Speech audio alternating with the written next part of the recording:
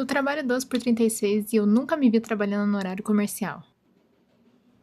Enquanto eu converso, eu me acompanho jogando Moonlighter. Eu tô tentando sair um pouco da minha zona de conforto nos jogos e esse é o meu segundo roguelite. O meu primeiro trabalho eu consegui por indicação quando eu tinha 19 anos. Na verdade, eu comecei a trabalhar bem no mês que eu fiz 19, lá em dezembro de 2021. Não era um CLT, não era PJ, não era nada. Eu realmente não assinei nada. Eu só fui fazer essa entrevista, que na verdade foi uma apresentação só do que eu ia fazer. Eu saí da sala da entrevista e cheguei numa salinha que tinha 2 computadores. O lugar era um coworking, era cheio de escritóriozinho assim. Eu cheguei lá, meu amigo que me indicou tava trabalhando e começou a me treinar. Ele me indicou naquela função porque ele tava saindo, inclusive. Pois bem, treinei, quase desisti ali mesmo com o tanto de informação que eu tinha que absorver, mas acabei não desistindo não. Aí no dia seguinte já comecei a trabalhar. Nesse emprego eu fui até lá por volta de abril de 2023, no presencial. Em algum domingo lá de abril eles fizeram o teste para home office e deu certo. Aí a gente começou a trabalhar em casa. Esse meu primeiro trabalho ele era 6 por 1, como eu disse, não era CLT, não era nada, não tinha vínculo nenhum. Eu simplesmente ia todos os dias, folgava na quarta, que foi o dia que eu escolhi, e folgava a cada 2 domingos. E aí eu confiava que eles iam me pagar quinzenal por isso. O salário era de 1.300, então eu recebia 650 no dia 15 e 650 no dia 30. O lado ruim era que não tinha férias, não tinha FGTS, o salário não acompanhava o aumento anual, inclusive até diminuiu para 1.200 quando foi para home office. Porque eles disseram que dos 1.300 um valor era o vale transporte embutido. Nunca vi isso, mas tudo bem. E como a gente ia começar a trabalhar em casa, não precisava mais do valor do vale transporte, então tá. Nesse momento, uma amiga minha até pediu demissão e eu continuei e repensei muito. Não parecia estar valendo a pena, eu ganhava muito pouco e sentia que estava perdendo tempo não recebendo FGTS. Eu sei lá, pra mim isso era muito importante. E a questão das férias também, né? Não tinha férias. Mas acontece que eu tava muito acomodada, gente. Era muito tranquilo trabalhar das 9 às 15 home office. O trabalho não era nada difícil, eu podia literalmente fazer meus exercícios ali no meu quarto e ficar tomando sol ali do lado de fora, na cadeirinha de praia, enquanto eu trabalho só com o celular na mão. Aí eu só ia pro PC nas horas importantes que eu sabia quais eram. Aí eu saí, sabe por quê? Porque a empresa declarou falência lá em agosto de 2023. Eu vou falar o que eu fiz com o meu primeiro salário. Então foi assim, em dezembro eu comecei a trabalhar. Começou janeiro, eu recebi o salário completinho e já fui direto na autoescola. Lembrando que isso foi lá em 2022, eu não sei como é que tá hoje, mas na época eu tive que parcelar 2.600 pra A e B.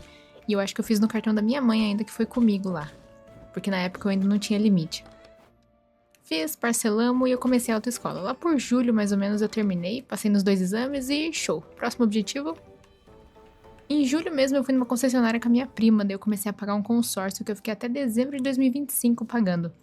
Mas eu já tinha contemplado em junho de 2025. Alguns meses antes, depois de dar um lance com o dinheiro que eu tava juntando. Mas, enquanto eu tinha essa parcela enorme do consórcio que só foi aumentando, eu fui comprando outras coisinhas. No primeiro vídeo do canal eu comentei sobre ter comprado uma geladeira, foi quando eu trabalhava nesse emprego aí, eu acho que foi a primeira coisa que eu quis renovar em casa. Eu tava meio de saco cheio da gente só ter coisa velha em casa e eu e meu irmão a gente decidiu que ia comprar uma nova. A gente falou que ia no shopping, o que era mentira, mas não era um rolê incomum da gente fazer na época, e realmente a loja da geladeira ficava no caminho pra ir pro shopping.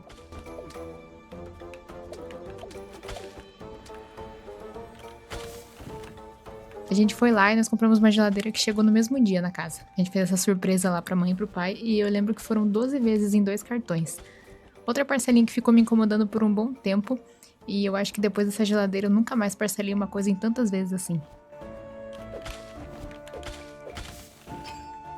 Depois de fazer uma autoescola, fazer um consórcio e comprar uma geladeira, pense se a Nicolinha parou ali. Não, queria fazer um upgrade no PC. Já que até então eu tinha comprado só o gabinete, uma fonte e um HD e só isso. Eu nunca tinha tido a empolgação de comprar uma placa de vídeo, um processador novo, uma placa-mãe bonitona. Deixa até eu falar as configurações que eu queria. Eu tava pesquisando e eu queria uma coisinha boa. Então na época eu tava vendo sobre o Ryzen 5 5950X, que tinha 16 núcleos e 32 threads. Era algo que eu já tava querendo muito na época. Inclusive nunca mais vi esse no mercado. Eu queria 32 GB de RAM pra não me incomodar mais. Aí eu até tinha planejado que queria um watercooler Corsair pra usar o iQOO junto com as memórias Corsair e deixar um RGB bonitão. Apesar de que com o tempo eu me tornei meio hater de RGB, eu ainda não tive um PC com hardware brilhoso. Então eu preciso ter pra depois cansar, odiar e trocar por um mais minimalista de novo. Lembro de na época estar vendo a 3060 Ventus, ou seja, eu já tinha tudo meio definido e acompanhei por um bom tempo os preços dessas coisas. Até que nem deu tempo. Veio a falência da empresa, e quando eu consegui um emprego novo, eu priorizei outras coisas que estavam na minha lista de desejos. E também quando eu voltei a priorizar o PC, eu resolvi que eu já não queria mais um M4. Eu ia focar em um M5. Eu fiquei de agosto de 2023 até abril de 2025 procurando emprego. Me candidatava em um monte de vaga, um monte de site de emprego, CAA, e fui chamada para 2 entrevistas. Uma em janeiro, ou seja, eu fiquei 4 meses sem conseguir nada. E nessa até me chamaram para uma segunda etapa, mas aí não deu em nada. E outra em abril. Nessa entrevista de abril, foi eu pisar pra fora do prédio e minha prima me manda mensagem. Ei, Nê, não quer dar uma chance aqui? Estão precisando de gente.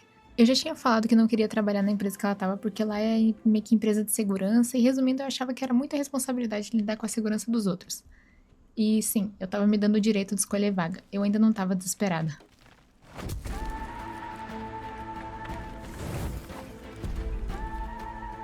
Mas aí eu comecei a desesperar e acabou que eu dei uma chance pra esse 12 por 36. Fui lá, fiz a entrevista e me pegaram. Meu primeiro CLT começou nessa empresa, ganhando 2.300 sem os descontos. Já era muito melhor do que o meu trabalho antigo. E é a empresa que eu tô até hoje. Já faz mais de 2 anos e eu não pretendo sair tão cedo assim. Eu até que gosto de lá. Não odeio, pelo menos. Isso é o importante. Não acredito. O 12 por 36 é muito bom pra quem consegue se adaptar. Na minha semana de treinamento eu lembro que eu pensei, gente, que absurdo deve ser trabalhar 12 horas sentadas. E lógico que tá longe de ser o ideal. Eu não acho nunca que 12 horas de trabalho é algo bom. Mas dentre as opções de escala que a gente tem, o trabalho em si não era tão ruim de fazer, o ambiente era bom, a gente praticamente falava merda por 12 horas, não passava tão devagar quanto eu pensava, e o 12 por 36 permite a gente descansar no dia seguinte, dar um ar pra cabeça, fazer o que tem que fazer, se precisar trocar, troca, e assim eu fui levando. Eu acho que quem se adapta bem ao 12 por 36 fica lá e acaba achando até melhor que as outras escalas, e quem não se adapta tenta outra coisa. Nesse meu novo emprego eu já fiz altas melhorias, eu acho que foi ele que deu início à minha mania de grandeza. Qualquer dia eu faço um vídeo só sobre a mania de grandeza envolvendo esse problema da gente só ter coisa velha, usada, mais detalhadamente. Eu acho que bastante gente vai conseguir se identificar. Brincadeiras à parte sobre a mania, mas realmente eu tava cansada do jeito que a gente tava vivendo. Aí eu fui lá e comecei a querer mudar as coisas. E agora eu podia, né? O salário tinha aumentado um pouco, morando com os pais, deixava tudo um pouco mais fácil.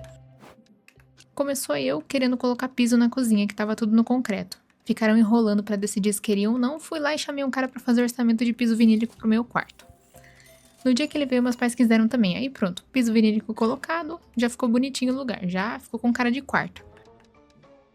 Antes disso eu comprei uma TV, porque sim, de repente. Lembra que eu falei agora há pouco que eu priorizei outras coisas na minha lista de desejos? Então, foi aqui. Do nada comprei uma TV de 65 polegadas assim que eu me estabilizei no emprego. E estabilizar significou pra mim passar na experiência só. Ali eu tava numa meta de chegar até o PC, nessa sessão de melhorias, de coisas que estavam me incomodando na vida que a gente levava. Aí eu pensei, vou melhorar tudo no quarto até chegar no mais caro, que vai ser esse PCzão da hora que eu quero montar. E a mania de grandeza ali.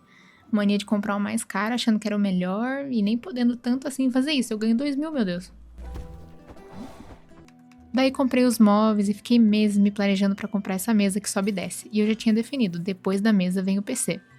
Depois do PC, tem algumas outras coisas na lista de coisas caras que eu quero comprar. E elas terminam provavelmente com o financiamento misterioso de um apartamento. E a cada coisa que eu ia comprando, a minha satisfação ia aumentando, eu ia ficando e eu vou até hoje ficando mais orgulhosa. Eu parei pra pensar esses tempos e eu acho que arrumar o cantinho que eu vivo parece que tem me ajudado realmente a ficar mais confortável e me dar mais ânimo pras coisas. Tipo, jogar uns jogos diferentes, que me fazem sair da minha zona de conforto, produtividade. Em outro vídeo eu quero elaborar essa ideia pra mostrar como faz sentido esse negócio de que arrumar o seu cantinho do seu jeito melhora a sua qualidade de vida. Quando eu tinha uns 14 anos, ali na adolescência, eu coloquei na cabeça que eu queria morar sozinha. Não por nada específico, porque tinha que sair de casa ou algo assim. Mas tinha alguns motivos, tipo ter a casa própria, ter o próprio cantinho pra ficar em paz de vez em quando, arrumar tudo do meu jeito, ser uma anfitriã e chamar os parentes e amigos pra tomar um café ou fazer um churrasco na sacada. Era esse tipo de pensamento e alguns outros motivos que chamavam minha atenção pra morar sozinha. Tipo, parece tão gostosinho fazer tudo isso tendo seu próprio lar que você arrumou do seu jeitinho.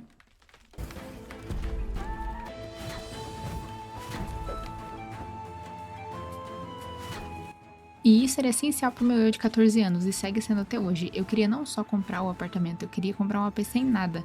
Eu mesma mobiliar tudo era uma parte muito importante do sonho de morar sozinha. Inclusive, acho que daí que veio a vontade de mudar tudo no meu quarto, né? Meio que uma prévia do que eu quero fazer mais pra frente na minha casa.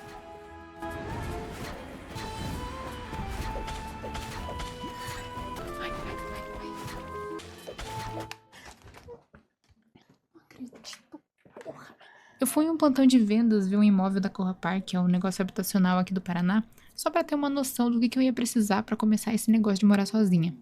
Ele me deu uma base e agora eu tô no planejamento de comprar tudo que eu quero aqui, enquanto eu ainda moro com os pais, porque depois o meu salário vai ser comprometido, eu tenho certeza.